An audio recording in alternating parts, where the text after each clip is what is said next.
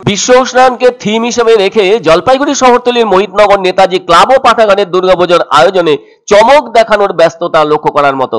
এদিকে এবছর গরমের প্রভাব যথেষ্ট ছিল রাজ্যের সমস্ত জায়গার সাথে জলপাইগুড়িতেও।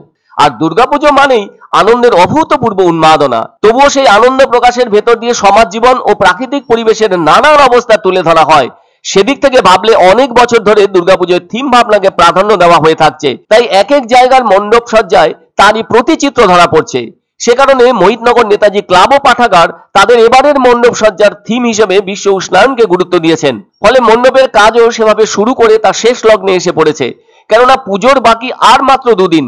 প্রত্যেক বছরই তারা তাদের থিম ভাবনাকে গুরুত্ব দিয়ে দর্শকদের টেনে থাকেন। ফলে এবারও তারা আশা প্রকাশ করছেন বিশ্ব উষ্ণায়ন থিমও প্রত্যক্ষ করতে আসবেন অগণিত মানুষ। তবে ওই বিশ্ব উষ্ণায়ন থেকে বাঁচার জন্য উপায় হিসেবে তারা তাদের থিমের ভেতর দিয়ে বার্তাও জানানোর ব্যবস্থা করেছেন। নিশ্চয়ই সকলের মনে আছে এবার জলপাইগুড়িতেও 38 থেকে 39 ডিগ্রি সেলসিয়াস তাপমাত্রার প্রভাব লক্ষিত হয়েছে। এতে মানুষের নাজেহাল অবস্থার সৃষ্টি হয়েছিল। এবারও প্রচুর এসি মেশিন বিক্রি হয়েছে সেই উত্তাপের হাত থেকে রক্ষা পেতে। আর সাধারণ মানুষেরও নাভিশ্বাস উঠেছিল। শরীরে যেন জামা কাপড় রাখাই যাচ্ছিল না। অনেক মানুষ অসুস্থ হয়ে পড়েছিলেন। ছোটদেরও অবস্থা শোচনীয় হয়ে উঠেছিল। চারদিকটা যেন উত্তপ্ত হয়ে উঠেছিল। তাছাড়া রাজ্যের সমস্ত জায়গায়ও তীব্র গরমের কঠিন প্রভাব লক্ষ্য করা গেছে। সকলেই চাইছিলেন প্রচুর বৃষ্টি আর প্রচুর বৃষ্টি। সেই বৃষ্টিও সময় মতো হচ্ছিল না। আর যখন সেই বৃষ্টি এলো তখন তো বন্যা এনে দিল। চরম পরিস্থিতির ছবি তখন বাংলা জুড়ে। ফলে সকলেই সেই উষ্ণায়নের চরম অভিজ্ঞতায় ভরপুর হয়েছিলেন। সুতরাং এখানকার পুজোর মণ্ডপ বিশ্ব উষ্ণায়নের ওপর বেস করে গড়ে তোলা হচ্ছে।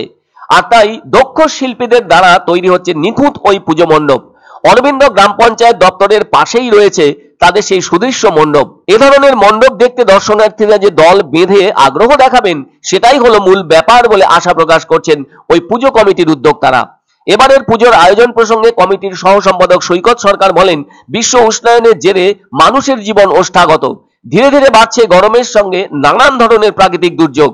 তবে এমন কঠিন পরিস্থিতি থেকে কিভাবে পরিবেশের চরম অবস্থাকে বদলে দিয়ে পরিবেশকে রক্ষা করা যায় সেটাই তুলে ধরা হয়েছে তাদের এই পুজো মণ্ডপে। সেজন্য দর্শকরা এখানে এলে সেই সংক্রান্ত ব্যাপারে বার্তাও পাবেন, যা অত্যন্ত জরুরি। সেদিক থেকে ভাবলে থিমের পুজোর লাভ এখানেই। মানুষের কাছে যেমন তার সৌন্দর্য উপভোগ্য হয়ে উঠছে, তেমনি তার অন্তর্নিহিত অর্থ দারুণভাবে সামনে এসে দাঁড়াচ্ছে। এসব ক্ষেত্রে অবশ্যই তারিফ করতে হয় মণ্ডপ শিল্পীদের। তাদের নিরলস পরিশ্রমের ফলে স্পষ্টভাবে দৃশ্যমান হয় থিমের সেই অন্তর্নিহিত অর্থ। আর আনন্দ পান দর্শকরা।